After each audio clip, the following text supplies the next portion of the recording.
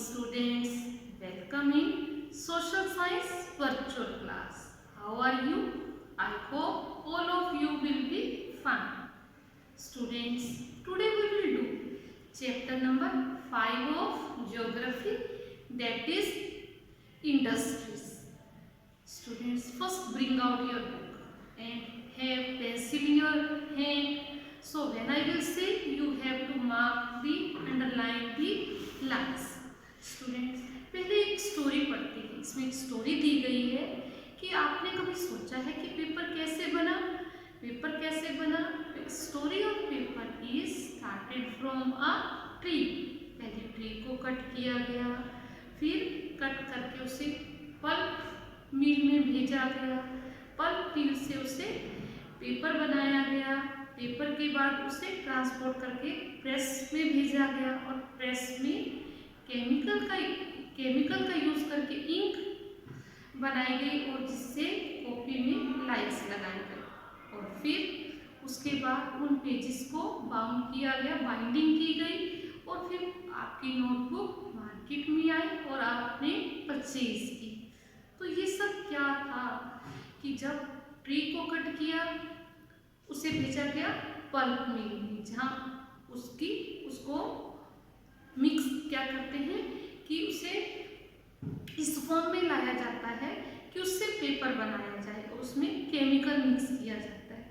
फिर chemical mix करने के बाद पल्प में पेपर बनाया गया, पेपर को प्रेस में भेजा गया, फिर उसमें लाइनें लगाई गई और फिर जब पेज बनकर आ गया तो उसकी बाइंडिंग की गई, कॉपी के फॉर्म में आई।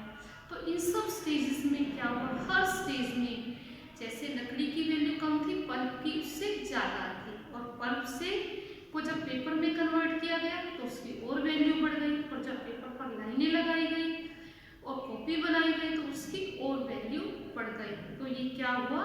मैन्युफैक्चरिंग कहते हैं। इसे क्या कहते हैं? मैन्युफैक्चरिंग।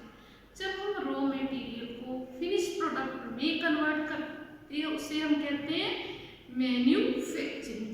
आप जब मार्केट से सामान लाते हैं जैसे सोप, टूथपेस्ट या क्लॉथ, उस पर लिखा भी होता है मैन्युफैक्चर्ड है दिस प्लेस, कि ये चीज़ कहाँ पर बनी है, ये लिखा होता है। तो बेटा इंडस्ट्री और मैन्युफैक्चरिंग एक ही मतलब है, इंडस्ट्री का और मैन्युफैक्चरिंग का। रॉ मटेरियल को फिनिश गुड में चेंज कर देना।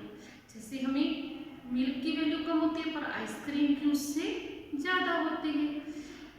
किसी भी चीज़ को रॉ मटेरियल से फिनिश गुड में चेंज कर देना, मोर वैल्यूएबल प्रोडक्ट बना देना। रॉ मटेरियल लेस वैल्यूएबल होता है, फिनिश प्रोडक्ट। अब लकड़ी हम थोड़ी यूज कर सकते हैं बैठने के लिए, पर उससे बनी हुई अगर चेयर है, बेड है, सोफा है, they are more useful for us. तो क्या है मैन्युफैक्चरिंग? रॉ मटेरियल को फिनिश गुड में कन्वर्ट करना कहलाता है मैन्युफैक्चरिंग। स्टूडेंट, आपके सेकंड पहले तो ये स्टोरी दी गई थी कि हमारी नोटबुक कैसे बनती है। तो इस स्टोरी के फॉर्म में बताया कि पेपर हमारी नोटबुक की मैन्युफैक्चरिंग कैसे है। अब मैन्युफैक्चरिंग क्या है स्टूडेंट? सेकेंडरी इकोनॉमिक एक्टिविटी है, क्योंकि अगर पेड़ ही ना होते तो पेपर नहीं बनता। इसी तरह से शुगर बनती है शुगर केन से। चीनी जो बनती है बेटा वो गन्ने से बनती है। अगर शुगर केन ही नहीं होगा तो चीनी कैसे बनेगी? तो sugar is manufactured from sugar cane, paper is manufactured from wood. So this is known as manufacturing और manufacturing is a secondary economic activity. आज हमने पहले आपको बताया meaning of industry, meaning of manufacturing, raw material को finish good में convert करना। उसके बाद आज हम डिस्कस करेंगे क्लासिफिकेशन ऑफ इंडस्ट्रीज और देन इंडस्ट्रियल सिस्टम। हमें ये तो पता चल गया इंडस्ट्री क्या है, रॉ मटेरियल को कन्वर्ट करती है फिनिश गुड में, ये सेकेंडरी इकोनॉमिक एक्टिविटी है। जैसे जो व्हीट का ग्रो करना है, राइस का ग्रो करना है, it is primary economic activity. उसको फ्लोर बनाना, चपाती बनाना, ये हमारा आ जाएगा सेकेंडरी इकोनॉमिक एक्टिविटी। तो स्टूडेंट इंडस्ट्रीज को हम कई बेसिस पर क्लासिफाई कर सकते हैं। जैसे जैसे सबसे पहले डिस्कस करते हैं on the basis of raw material. On the basis of raw material industries are classified into 4 groups. First is the agro based industries. बेटा यहाँ पर ब्लू वर्ड में दिया गया, इसे अंडरलाइन कर दें। Agro based industries, the industries which use agriculture produce and animal products as raw material is known as agro based industry। जैसे हमें शुगर केन कहाँ से मिली? एग्रीकल्चर से। कपड़ा किससे बनता है? कॉटन से। तो sugar industry, cotton industry are example of agro based industry. Next is the mineral based industry. The industries which use minerals as raw material is known as mineral based industries. बेटे यहाँ dark work के बाद जो Blue World दिया गया इससे अगली line mark करें। Mineral based industries primary industries that use minerals as raw material. The products of these industries feed other industries जैसे कोल, पेट्रोलियम, आयरन और ये क्या है? मिनरल्स। जो इंडस्ट्रीज मिनरल्स को यूज करती हैं एज रॉ मटेरियल, उन इंडस्ट्रीज को हम कहते हैं mineral based industries. For example iron and steel industry, aluminium industry, thermal power industry. तो ये सब हैं, they are example of mineral based industry. Third is the marine based. जहाँ डार्क वर्ड लिखा हुआ है मेराइन, उससे अगली लाइन अंडरलाइन करें। मेराइन का मतलब होता है सी, ocean. Industries which use sea product, ocean products as raw material is known as marine based industry. For example, manufacturing of fish oil, they use seafood.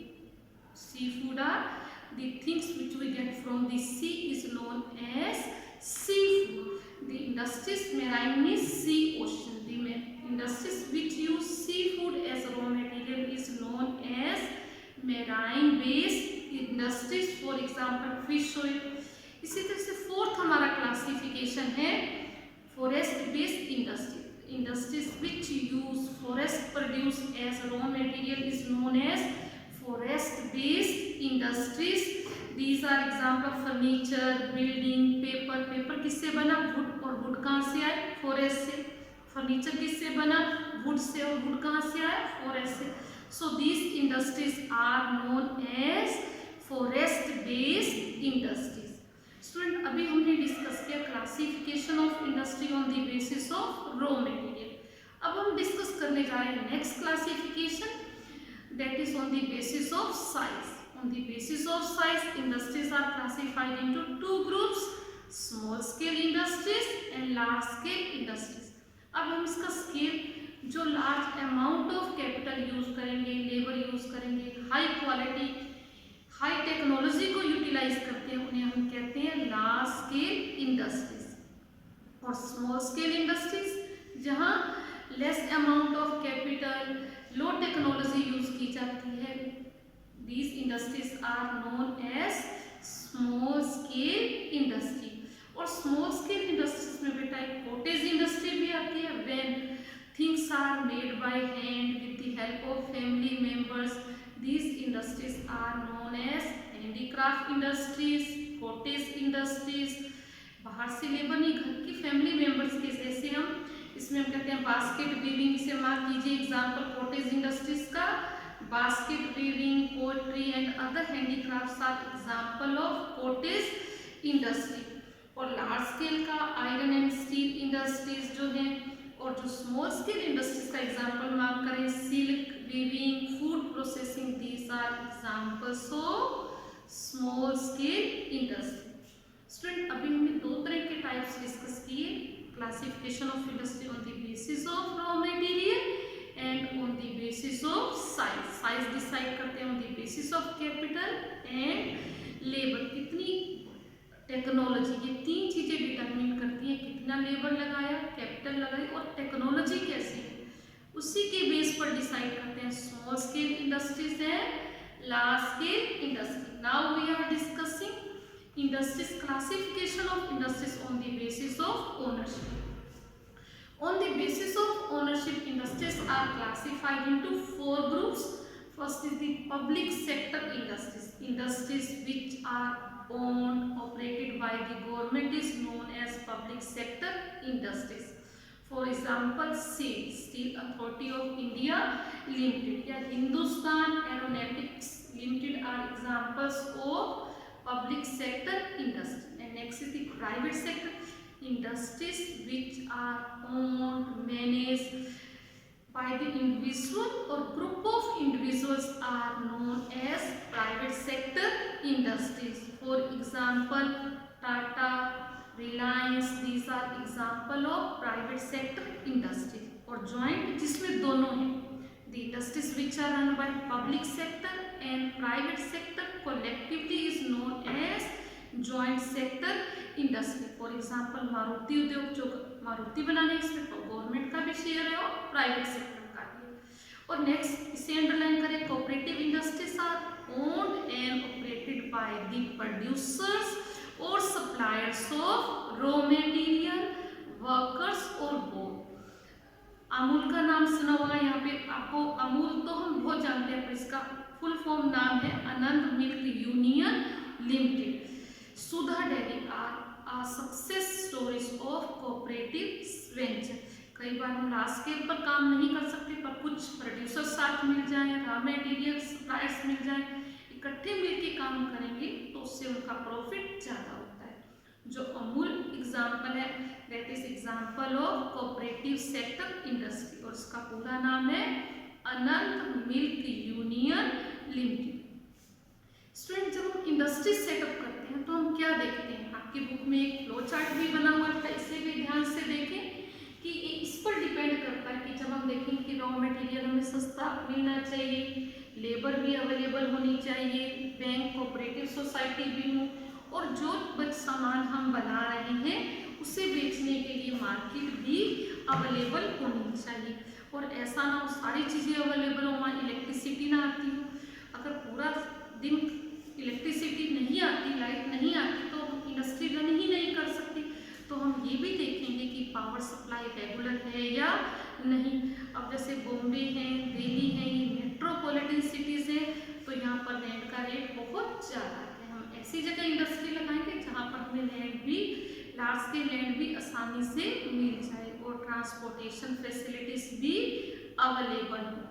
तो ये सब फैक्टर हो सकता है सारे एक साथ ना मिले, पर कुल मिला के ये होना चाहिए कि हमारी कॉस्ट कम आनी चाहिए और प्रॉफिट उससे ज़्यादा होने चाहिए. तो हम इन्हें कहेंगे factors affecting the location of industry. अगर हम कहीं कुल मिलाकर, जैसे यूरोप वगैरह में टेक्नोलॉजी हाई है पर रॉ मटेरियल नहीं है, तो वो एशियन कंट्रीज से रॉ मटेरियल यहाँ से ले लेते हैं, पर उनकी रॉ मटेरियल मंगवाने के बाद भी उनकी कॉस्ट कम आती है, उनके प्रॉफिट ज़्यादा आते हैं. ये जरूरी नहीं कि सारे के सारे एक जगह फैक्टर्स ही मिल जाएंगे. Raw material, power, land, labour, इनमें से कुछ एक का हो सकता है अवेलेबल ना हो, पर कुल मिला के हमारी कॉस्ट कम आनी चाहिए और प्रॉफिट ज़्यादा होने चाहिए. हम अपनी इंडस्ट्रीज वहाँ पर लगाएं. स्टूडेंट, इंडस्ट्री है क्या? सिस्टम. ये नहीं कि कोई भी काम कभी कर लिया, एक सिस्टम से चलते हैं, साइंटिफिक वे में, ऑथेंटिक वे में चलते हैं. तो पहला क्या है, इसे अंडरलाइन करें. A industrial system consist of input, processes, output. और नेक्स्ट लाइन भी मार्क करें. इनपुट में हम क्या क्या लेंगे, raw material, labour, cost of land, transport, power and other infrastructure. These are part. जो चीज़ें हमें फिनिश गुड बनाने के लिए चाहिए उसे हम कहते हैं इनपुट. फिर हम क्या करेंगे, प्रोसेसिंग करेंगे. जैसे हमने पहले ही स्टोरी में डिस्कस किया कि पहले हमने वुड ट्री को कट किया, वुड कलेक्ट की, फिर उससे पल्प बनाया और पेपर बनाया. तो ठीक है, there are 2 processes getting wood, making pulp and paper. जहाँ पल्प बना वहीं पेपर बना. तो 2 स्टेजेस हो गई. और जरूरी नहीं है कि हर जगह 2 स्टेजेस हो, मैनी प्रोसेसेस हो भी सकता है कि कई स्टेप से निकलकर हमारा प्रोडक्ट बने. जैसे हम टेक्सटाइल इंडस्ट्री का ही बेटे एग्जाम्पल लें, तो पहले कॉटन बॉल्स कलेक्ट होंगी, फिर उससे वीनिंग होगी, थ्रेड होगा, फिर वीविंग होगी, वीविंग के बाद फिर उसको डाई करेंगे, प्रिंट वगैरह होगा। देन आउटपुट इज शर्ट, जो शर्ट जो हम पहनेंगे वो उसका होगा आउटपुट। तो टू स्टेजेस भी हो सकती हैं और 2 से ज़्यादा भी मोर भी हो सकती हैं किसी इनपुट को आउटपुट में कन्वर्ट करना। जैसे हम घर में ही लेंगे, हमने चाय बनानी है, तो पहले हम वाटर को बॉइल करेंगे, फिर उसमें कुछ इलायची डालेंगे, टी डालेंगे, चीनी डालेंगे, दूध डालेंगे, फिर हमारी चाय बनेगी। तो हमने चाय बनाई। जब इंडस्ट्रीज में भी ऐसे ही इनपुट को आउटपुट में कन्वर्ट करने के लिए मैनी स्टेजेस से पास होना पड़ता है, प्रोसेसेस से निकलना पड़ता है। तो ये नहीं है कि one by one we go one step to another step, और हर स्टेप पर वैल्यू बढ़ती जाती है। जैसे लकड़ी की वैल्यू कम है, वुड की कम, पल्प की ज़्यादा हो, पेपर की उससे ज़्यादा हो, और जब वो कॉपी बाइंड होकर मार्केट में आ जाएगी तो उसकी वैल्यू हर स्टेज में, रॉ मटेरियल हर स्टेज से जब गुजरता है फिनिश प्रोडक्ट बनने में, उसकी वैल्यू इंक्रीज होती चली जाती है। स्टूडेंट, इंडस्ट्रियल रीजन्स क्या होते हैं? इंडस्ट्रियल रीजन मार्क कीजिए emerge when number of industries locate to each close to each other and share the benefits of their closeness. जब बहुत सारी इंडस्ट्रीज एक जगह लगती हैं और एक दूसरे के पास होने का फायदा उठाती हैं, उसे हम कहते हैं इंडस्ट्रियल रीजन्स। अगर हम वर्ड के इंडस्ट्रियल रीजन्स की बात करें तो बेटा आपके इस मैप में दिया गया है कि वर्ड में कौन कौन से इंडस्ट्रियल रीजन्स हैं, और इसमें उनके नाम है बेटा north America, eastern north America, western, इधर वेस्ट की तरफ नहीं, eastern north America, central Europe and Eastern Asia. Industrial region tend to be located in the temperate areas near the seaports, especially near the coal fields. ज़्यादातर industrial जो regions हैं वो सी ports के पास हैं, क्योंकि वहाँ से एक्सपोर्ट करना आसान होता है। और इंडिया के जो इंडस्ट्रियल रीजन है, मुंबई पुणे क्लस्टर, बेंगलोर तमिलनाडु, हुगली रीजन, अहमदाबाद, बड़ौदा, छोटा नागपुर, इंडस्ट्रियल बेल्ट, विशाखापट्टनम, तो ये बेटा हमारे इंडस्ट्रियल रीजन्स हैं। तो हमने डिस्कस किया इंडस्ट्रीज क्या है, रॉ मटेरियल को फिनिश गुड्स में कन्वर्ट करना कहलाता है इंडस्ट्रीज मैन्युफैक्चरिंग। फिर हमने क्लासिफिकेशन डिस्कस किया, कौन कौन से फैक्टर, लैंड, लेबर, कैपिटल, ये फैक्टर्स हैं जो डिसाइड करते हैं कि इंडस्ट्री कहाँ पर लगेगी।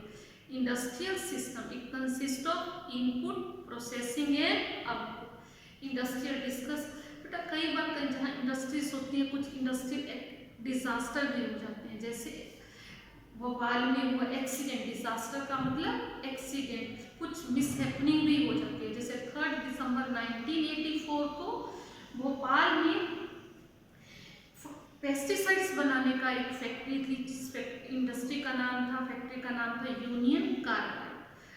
3 दिसंबर 1984 को रात को 12:30 पर मिथाइल आइसोकेनाइक गैस लीक होने लगी with hydrogen cyanide and other reaction.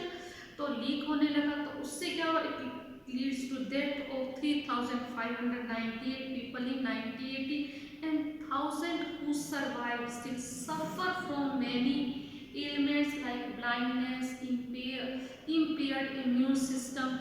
तो क्या कहा गया कि हमें जहाँ इंडस्ट्री लगाएं बेटे वहाँ सेफ्टी मेजर्स भी लगाने चाहिए, कि जैसा भोपाल गैस ट्रेजेडी में हुआ 3 दिसंबर 1984 को, पहले वहाँ कुछ छोटे छोटे एक्सीडेंट हुए थे फिर भी इंडस्ट्री ने ध्यान नहीं दिया, और फिर 3 दिसंबर को जब वहाँ गैस लीकेज हुई तो 3,598 लोगों की डेथ हो गई और more than 16,000 people were suffered from many diseases.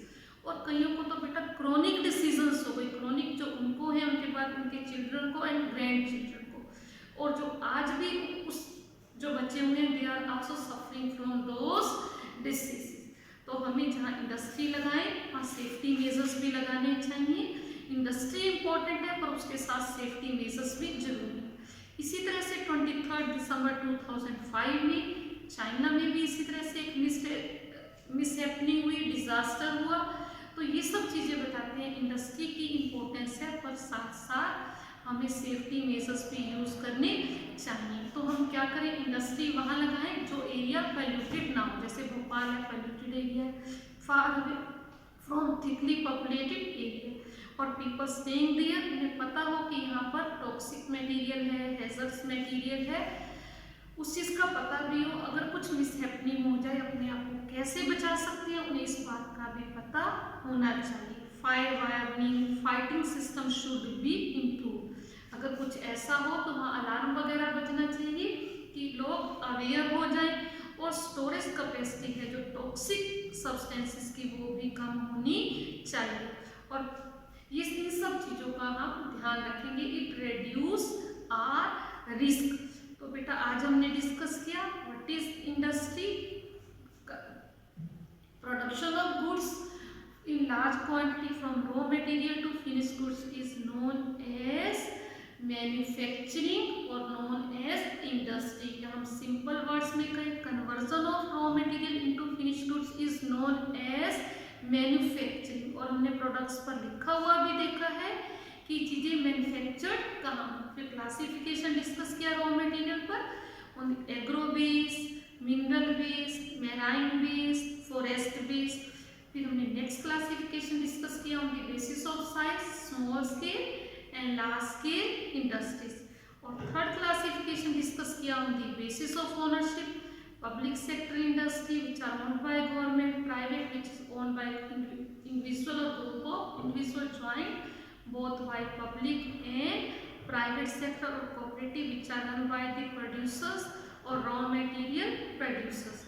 So cooperative sector industry क्या है, इसके बाद डिस्कस किया एक सिस्टम है। ऐसा नहीं कि कोई काम कर दिया, इनपुट फिर उसकी प्रोसेसिंग होगी, आउटपुट बनेगा, ये डिस्कस किया। और इसके साथ कुछ हमने डिस्कस किए industrial disaster, Bhopal gas tragedy China में, और इनको रोकने के लिए डिजास्टर ना हो, मिसहैपनिंग ना हो, एक्सीडेंट ना हो, इंडस्ट्रीज ऐसी जगह लगानी चाहिए जो डेंसली पॉपुलेटेड ना हो, अलार्मिंग सिस्टम होना चाहिए वहाँ पे, और टॉक्सिक मटेरियल को कम स्टोर किया जाए। इन सब चीज़ों का हमें ध्यान रखना चाहिए।